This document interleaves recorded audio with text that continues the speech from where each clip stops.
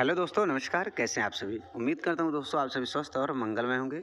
दोस्तों इस वीडियो में बात करने वाले हैं विज्ञान के टॉप प्रश्न के बारे में, जो कि दोस्तों पूरा का पूरा एनसीईआरटी और दोस्तों पीवाईक्यू पर आधारित होने वाला है। दोस्तों अगर आप किसी भी एग्ज़ाम की तैयारी कर रहे हैं, चाहे वो एसएससी हो या फिर रेलवे का कोई एग्ज़ाम हो, तो आप लोग ये वीडियो पूरा देखिएगा और वीडियो को लाइक करके चैनल को सब्सक्राइब जरूर कर लीजिएगा, क्योंकि दोस्तों इसमें वही क्वेश्चन लिए गए हैं जो दोस्तों एसएससी और रेलवे में बार बार रिपीट होते हैं। तो दोस्तों देरी न करते हुए चलिए क्वेश्चंस को शुरू करते हैं। पहला क्वेश्चन है, एक लेंस की शक्ति जिसे पावर बोला जाता है, उसका मान दिया गया है 0.25 डी। डी का मतलब होता है दोस्तों डायोप्टर। लेंस की शक्ति का मात्रक होता है दोस्तों डायोप्टर। इस लेंस की प्रकृति और फोकस दूरी क्या होगी? तो फोकस दूरी का सूत्र क्या होता है दोस्तों? 1/p। फोकस दूरी का 1/p सूत्र होता है। इसमें रखेंगे दोस्तों 1/p का मान है 0.25। अब दशमलव हटाएंगे दोस्तों, ऊपर 100 से मल्टीप्लाई हो जाएगा 25। तो ये एफ का मान हो जाएगा दोस्तों 4 मीटर। अब 4 मीटर इसमें क्या होगा दोस्तों? ऑप्शन के हिसाब से हो जाएगा 4 मीटर का उत्तल लेंस। 4 मीटर का उत्तल लेंस हो जाएगा। लेकिन दोस्तों ऐसा कुछ नहीं होगा। अगर दोस्तों यहाँ पर माइनस आ जाएगा तो माइनस किसके लिए प्रयोग होता है, प्लस किसके लिए प्रयोग होता है?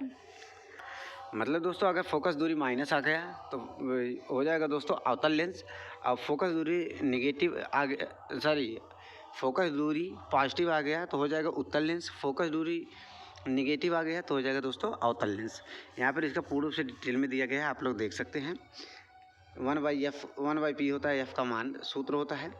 p का मान अगर पॉजिटिव आ जाएगा उत्तल लेंस होगा, p का मान अगर नेगेटिव आ जाएगा तो अवतल लेंस होगा। अगला क्वेश्चन है, निम्नलिखित में से किस यौगिक को तैयार करने के लिए क्लोर क्षार, ये दोस्तों बहुत इंपॉर्टेंट है, क्लोर क्षार प्रक्रिया का उपयोग किया जाता है। निम्नलिखित में से किस यौगिक को तैयार करने के लिए क्लोर क्षार प्रक्रिया का उपयोग किया जाता है? तो हो जाएगा दोस्तों sodium chloride, sodium carbonate, sodium hydroxide और क्लोरीन गैस, सोडियम बाइकार्बोनेट। तो इसका आंसर हो जाएगा दोस्तों सोडियम हाइड्रोक्साइड और क्लोरीन गैस। सोडियम हाइड्रोक्साइड और क्लोरीन गैस। दोस्तों जब सोडियम क्लोराइड के जलीय विलयन सोडियम क्लोराइड को जब जल में खोला जाता है, उसके साथ रिएक्शन किया जाता है, तो सोडियम हाइड्रोक्साइड यानी AOH plus chlorine gas plus दोस्तों हाइड्रोजन गैस रिलीज होती है। ये दोस्तों याद रखिएगा कौन कौन सा बनता है। तो सोडियम हाइड्रोक्साइड बनता है, क्लोरीन गैस बनता है, क्लोरीन गैस, और दोस्तों हाइड्रोजन गैस भी बनता है, इसको भी याद रखिएगा। पूर्ण रूप से यहाँ पर डिटेल में दिया गया है, आप लोग देख सकते हैं। क्लोर क्षार प्रक्रिया क्या होती है? एक विद्युत अपघटन प्रक्रिया है जिसमें सोडियम क्लोराइड यानी ACl के जलीय विलयन को इलेक्ट्रोलाइज करके 3 मुख्य उत्पाद प्राप्त किए जाते हैं। सोडियम क्लोराइड के जलीय विलयन को इलेक्ट्रोलाइज करके 3 मुख्य उत्पाद प्राप्त किए जाते हैं। जैसे दोस्तों सोडियम क्लोराइड का जलीय विलयन लेंगे, उसमें हाइड्रोजन मिलाएंगे, मतलब उसमें H2O मिलाएंगे, जल मिलाएंगे। उसके बाद एक किस में टूट जाता है दोस्तों? सोडियम हाइड्रोक्साइड और क्लोरीन गैस और दोस्तों हाइड्रोजन गैस ये रिलीज करता है। इस प्रक्रिया में सोडियम हाइड्रोक्साइड, क्लोरीन गैस और हाइड्रोजन गैस प्राप्त होती है। आगे बढ़ते हैं दोस्तों, बहुत ही इंपॉर्टेंट क्वेश्चन है, very very important question, pH मान से रिलेटेड। अच्छा, पीएच पैमाने की खोज किसने किया था दोस्तों? पीएच पैमाने की खोज की बात किया जाए तो सोरेनसन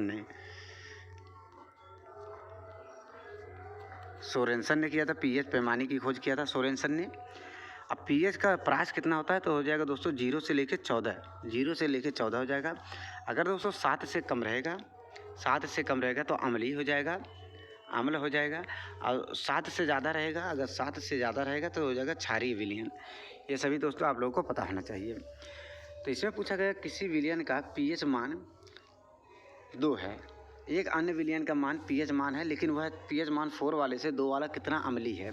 जितना दोस्तों पीएच मान जितना कम रहेगा उतना उसका अम्लता ज़्यादा रहेगा, उतना ही ज़्यादा रहेगा। ये दोस्तों आप लोग को पता होना चाहिए। जैसे दोस्तों मान लीजिए किसी विलयन का पीएच मान 4 है और किसी विलयन का पीएच मान 6 है, तो 6 वाला दोस्तों कम अम्लता रहेगा और दोस्तों 4 वाले का अम्लता ज़्यादा रहेगा। तो ये बोला दोस्तों 2 वाला जो पीएच मान है वो 4 वाले से कितना गुना अम्लीय है। तो दोस्तों अगर किसी पीएच मान में 1 का अंतर रहेगा तो दोस्तों लगभग 10 गुना अम्लीय होता है। अगर किसी पीएच मान में 1 का अंतर होता है तो हो जाएगा दोस्तों लगभग 10 गुना अम्लीय होता है। तो इसमें दोस्तों पीएच मान में लगभग 4 - 2, 2 का अंतर आ रहा है, लगभग 2 पूरा 2 का अंतर आ रहा है।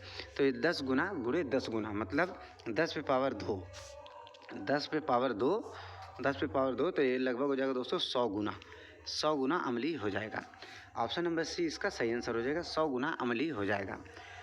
दोस्तों पीएच पैमाने से रिलेटेड बात याद रखिएगा, इसकी खोज के बारे में सोरेनसन ने किया था। इसका परास होता है दोस्तों 0 से लेकर 14 तक, और 7 से कम रहेगा दोस्तों तो अम्लीय माध्यम का रहेगा, 7 से ज़्यादा रहेगा तो क्षारीय माध्यम का रहेगा, 7 रहेगा तो दोस्तों उदासीन विलयन रहेगा। यहाँ पर आप लोग देख सकते हैं पीएच मान 2 वाला पीएच मान 4 वाले से 100 गुना अधिक अम्लीय, क्योंकि पीएच स्केल लवगणकीय होता है। इसमें 1 इकाई के अंतर से अम्लता 10 गुना में परिवर्तन होता है, इसलिए पीएच इकाई 2 का अंतर 4 - 2 होता है, तो जो 10 पे पावर 2 यानी 100 गुना अम्ल का अंतर दर्शाता है। अगला क्वेश्चन है दोस्तों, बहुत ही इंपॉर्टेंट क्वेश्चन है, वेरी वेरी इंपॉर्टेंट। बोला गया है निम्नलिखित में से कौन सी धातु सिल्वर से ज़्यादा लेकिन कॉपर से कम अपक्रियाशील है। दोस्तों अपक्रियाशीलता की बात करें लगभग 13 से 14 धातुओं के बारे में दिया गया है एनसीईआरटी में। वो सभी दोस्तों आप लोगों को पता होना चाहिए, वहाँ से दोस्तों सभी एग्जाम में क्वेश्चन पूछा जाता है। जैसे दोस्तों ये वाला क्वेश्चन पूछा गया है, कभी कभी पूछता है दोस्तों कि अपक्रियाशीलता में कौन सी धातु ऐसी हैं जो एकदम ऊपर आती हैं। कभी कभी पूछता है मुक्त अवस्था में कौन सी धातु पाई जाती है। कभी कभी पूछता है दोस्तों इस फॉर्म में मतलब बीच वाला कौन सा होता है। तो दोस्तों इसलिए आप लोगों को पूरा सीरीज याद होना चाहिए, जो कि दोस्तों यहाँ पर नीचे दिया गया है, आप लोग देख सकते हैं। अब यहाँ पर अगर दोस्तों आप लोग को याद रहेगा तो पहले पोटेशियम होगा, फिर सोडियम, फिर कैल्शियम, फिर मैग्नीशियम। मैग्नीशियम के बाद याद रखिए दोस्तों एल्युमिनियम, फिर जिंक, आयरन, फिर सीसा, फिर हाइड्रोजन, फिर कापर, उसके बाद दोस्तों पारा और सिल्वर, और फिर लास्ट में सोना। ये दोस्तों आप लोगों को पता होना चाहिए सभी के सभी। आप लोग इसको स्क्रीनशॉट ले लीजिएगा या फिर दोस्तों इसको आप लोग नोट कर लीजिएगा। दोस्तों फिर से क्वेश्चन देते हैं। क्वेश्चन बोला गया है निम्नलिखित में से कौन सी धातु है जो सिल्वर से ज़्यादा लेकिन कॉपर से कम अपक्रियाशील धातु है।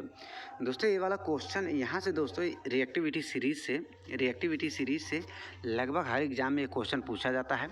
लगभग 13 से 14 दोस्तों धातुओं के बारे में एनसीईआरटी में दिया गया है। उसके रिएक्टिविटी सीरीज के घटते क्रम में मतलब सबसे ज़्यादा रिएक्टिविटी जिसका होगा अपक्रियाशील धातु होगी वो सबसे ऊपर रहेगा, और सबसे कम वाला सबसे नीचे रहेगा। तो यहाँ पर दोस्तों पूछा गया है सिल्वर से ज़्यादा रहेगा, मतलब सिल्वर एजी से ज़्यादा रहेगा, और दोस्तों कॉपर Cu से कम रहेगा। तो इसके बीच में आता है दोस्तों Hg को क्या बोला जाता है, Hg को बोला जाता है दोस्तों पारा मतलब मरकरी Hg को बोला जाता है। तो इसका आंसर हो जाएगा सी। बाकी दोस्तों बात करें यहाँ पर रिएक्टिविटी सीरीज के बारे में, ये वाला सीरीज आप लोगों को याद होना चाहिए। यहाँ से दोस्तों बहुत बार क्वेश्चन पूछा जाता है, आप लोगों को ये वाला सीरीज याद होना चाहिए। कभी कभी पूछता है दोस्तों कि कौन कौन सी ऐसी धातुएं हैं जो ठंडे जल के साथ अपक्रिया कर लेती हैं। तो अगर ठंडे जल के साथ अपक्रिया पूछे दोस्तों तो पोटेशियम, सोडियम और कैल्शियम हो जाएगा। ये तीनों दोस्तों ऐसी धातु हैं जो किसी से भी अपक्रिया कर लेती हैं, इसलिए दोस्तों सोडियम और पोटेशियम को मिट्टी के तेल में सुरक्षित करके रखा जाता है, केरोसिन ऑयल में सुरक्षित करके रखा जाता है, ये भी याद रखिएगा। दोस्तों सिल्वर और सोना की बात करें, ये प्रकृति में किसी से अपक्रिया नहीं करती हैं, ये दोस्तों मुक्त रूप से पाई जाती हैं, प्रकृति में मुक्त रूप से पाई जाती हैं। तो दोस्तों बस आज के लिए इतना ही। उम्मीद करता हूँ दोस्तों वीडियो पसंद आया हो, और दोस्तों अगर किसी भी क्वेश्चन में डाउट रहा हो तो आप लोग कमेंट बॉक्स में निसंदेह पूछ सकते हैं। मिलते हैं एक और नए वीडियो के साथ, तब तक के लिए धन्यवाद।